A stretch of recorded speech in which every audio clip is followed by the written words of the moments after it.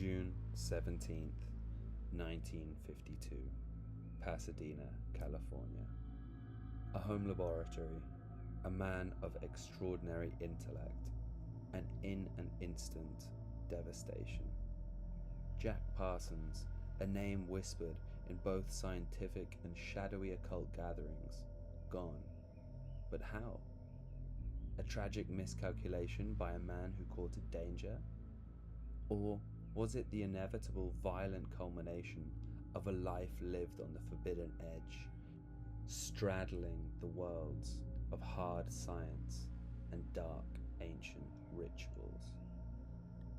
This is the story of Jack Parsons, the rocket scientist who dreamed of the stars, and the sorcerer who invoked demons.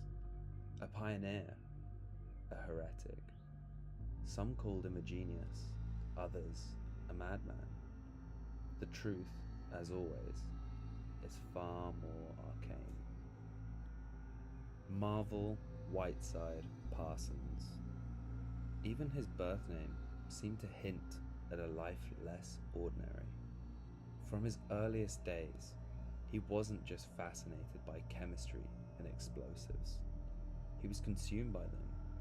While other boys played with toys, young Jack was in the backyard, a budding pyrotechnician, but much to the alarm of his wealthy Pasadena family.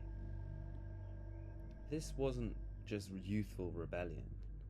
It was the forging of a mind that refused to accept limitations. Expelled from military school for, shall we say, an unauthorized ordnance demonstration involving the school plumbing, Parsons was self-taught. He devoured science fiction, ancient mythology, and the forbidden texts of magic with equal fervor. This potent cocktail of influences would define his incredible and incredibly dangerous trajectory. Jack Parsons didn't just invent rocket fuel, a feat that literally launched America into the space age. He aimed to fuel a revolution in human consciousness itself, a bizarre, audacious collision of scientific rationalism and arcane mysticism. He was a co-founder of the Jet Propulsion Laboratory, the birthplace of NASA's unmanned space program, and at the very same time, he was the head of a notorious occult lodge, practicing rituals to summon ancient deities. The 1930s. The world teetered on the brink of war, and the dream of spaceflight was pure science fiction, but not to Parsons. He, along with fellow mavericks Frank Molina and Edward Foreman, found a cautious patron in Caltech's Theodore von Karman. They formed the Guggenheim Aeronautical Laboratory, GALCIT, Rocket Research Group. Their peers, witnessing their frequently explosive and perilous experiments in the rugged Arroyo Seco Canyon, gave them a fitting name, the Suicide Squad. Parsons was their alchemist. While Molina crunched the numbers, Parsons, with his intuitive grasp of chemistry, tackled the challenge of rocket fuel. Early rockets were unpredictable, often more bomb than vehicle. Parsons' genius lay in developing a castable, stable, solid rocket propellant. Imagine mixing asphalt with potassium perchlorate. A seemingly mundane observation of roofers at work sparked an idea that would change everything. His GALCIT 53 formula was a breakthrough, making rockets more reliable and more powerful. This wasn't just academic. World War II erupted, and suddenly, the Suicide Squad's dangerous toys had a deadly serious purpose. Their J.T.O units gave heavily laden Allied aircraft the critical boost needed for takeoff, from short runways, saving countless lives. Parsons, the occultist, became an unlikely war hero. The impact was immediate and lasting. From the ashes of the Suicide Squad's experiments rose two giants. Aerojet, the first American company dedicated to manufacturing rocket engines, and the Jet Propulsion Laboratory, or JPL, the future cradle of NASA's interplanetary explorers. Jack Parsons was a father to both of them. Even today, engineers at JPL walk in the shadow of this complex, often ignored founder. But as Parsons was literally reaching for stars by day, by night he was plumbing the depths of a very different cosmos. In 1939, he plunged headfirst into Thelema, a controversial magical system and religious philosophy founded by the infamous English occultist Aleister Crowley. Crowley, the self-proclaimed Great Beast 666, preached a doctrine of absolute individual will. Do what thou wilt shall be the whole of the law, he said. This resonated deeply with Parsons' own iconoclastic nature. He and his first wife, Helen Northrup, joined the Agape Lodge of Crowley's Ordo Templi Orientis, O.T.O. Parsons, with his natural charisma and fervent belief, quickly rose to become its leader. His sprawling Pasadena mansion, the Parsonage, transformed into a commune and temple. It was a place of radical experimentation, not just with rockets, but with consciousness, sexuality, and ritual magic. Imagine 1940s Pasadena, a bastion of conservative wealth. And then, in the midst, the parsonage buzzed with artists, writers, scientists, and mystics. They practiced complex rituals, often involving chanting, psychoactive substances, and sex magic. The belief that sexual energy could be harnessed for spiritual power. Parsons, alongside his Scarlet Woman, Marjorie Cameron, sought to invoke Babalon, the Thelemic goddess of liberation and carnal desire. Naturally, this didn't go unnoticed. The FBI began to compile a thick file on Parsons and his deviant practices. The irony was palpable. The profits from his groundbreaking rocket work, funded by the US military, were directly financing these Thelemite activities. For Parsons, there was no contradiction. Rocketry was about breaking Earth's physical bonds, and magic was about shattering the chains of the mind. Both were paths to liberation. But his scientific colleagues, and certainly his government patrons, were growing increasingly uneasy with his mystical pursuits. Then, in 1945, a new figure entered Parsons' already surreal world. A pulp science fiction writer and former naval officer named L. Ron Hubbard. Yes, you guessed it, that L. Ron Hubbard, the future founder of Scientology. Parsons was immediately captivated by Hubbard, believing him to possess immense psychic and magical talent. Together, they embarked on Parsons' most audacious ritual yet, the Babalon Working. Their goal? To incarnate Babalon herself, to bring this divine feminine force into the world, believing it would usher in a new eon of freedom and overthrow patriarchal dogma. For weeks, they performed elaborate Enochian rituals, a complex system of ceremonial magic.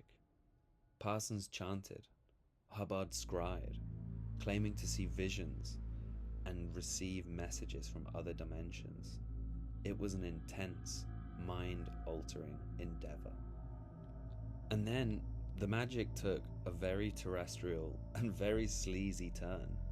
Hubbard, the trusted magical partner, convinced Parsons to invest his life savings, around 20,000, a fortune at that time, into a boat buying scheme. Hubbard then proceeded to sail off with the money.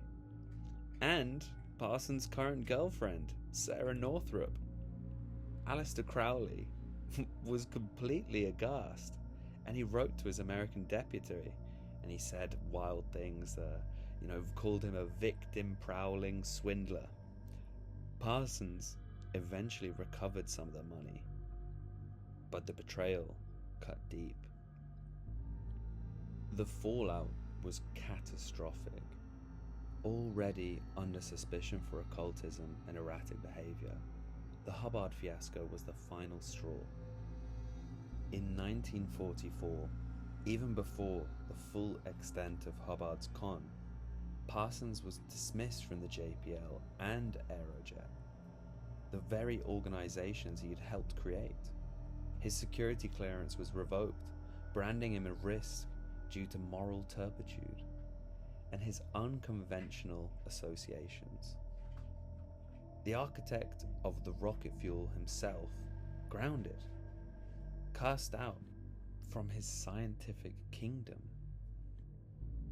This brings us back to that fateful day, June 17th, 1952.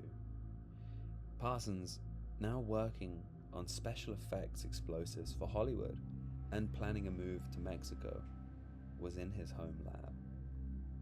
An explosion so powerful it blew off his arm and shattered his face, ended his life at just 37. His mother, Ruth, hearing of his son's death, took her own life just hours later. The official ruling? Accidental death. But Parsons, known for his sometimes cavalier handling of volatile materials, had simply made a fatal mistake. Or had he?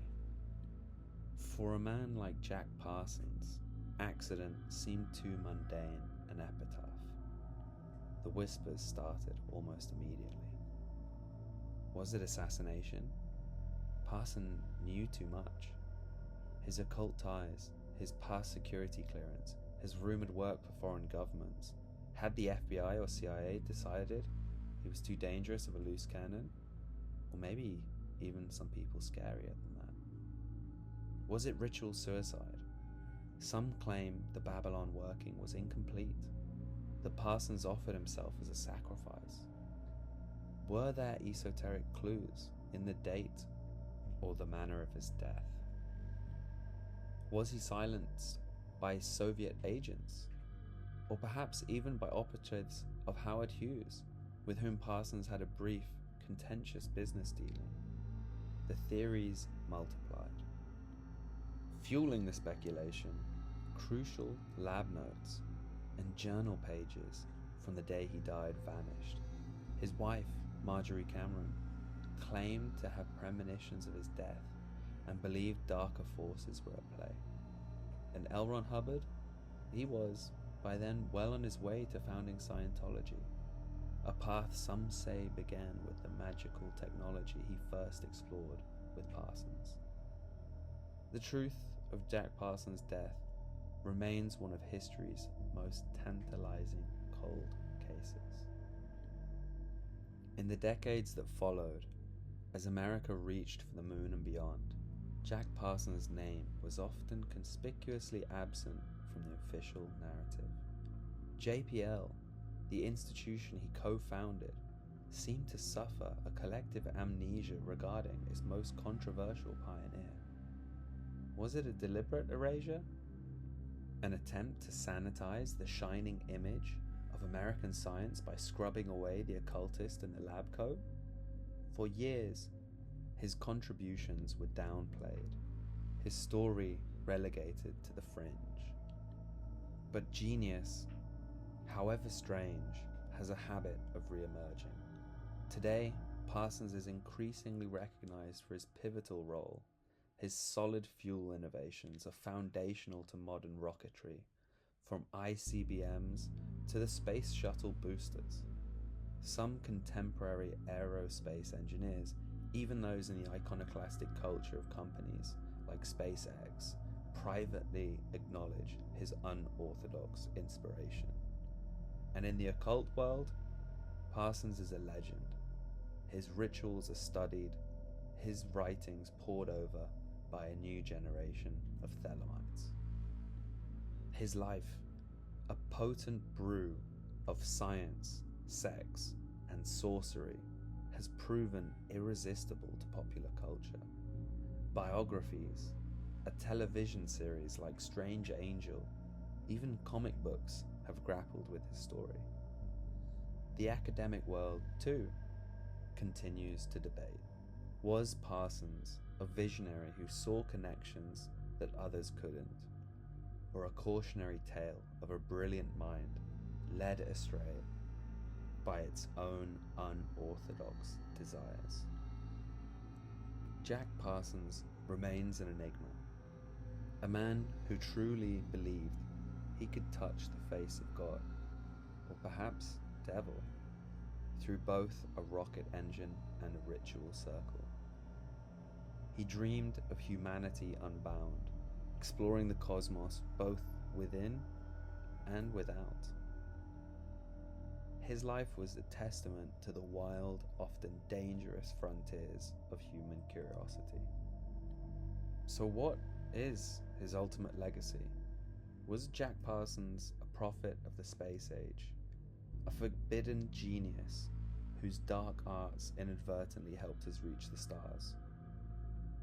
Or was he its greatest heretic, a man whose dangerous dance with the occult ultimately consumed him? The lines blur and the mystery endures. What do you think? Let us know your theories about Jack Parsons, what you think happened to him, and please just comment with us in any way in the comments below. If you found this journey to the edge of history fascinating, please give the video a like, subscribe to Arcane History Collection for more untold stories, and hit that notification bell so you don't miss our next exploration. And if you're hungry for more, just check out our video that's suggested right here.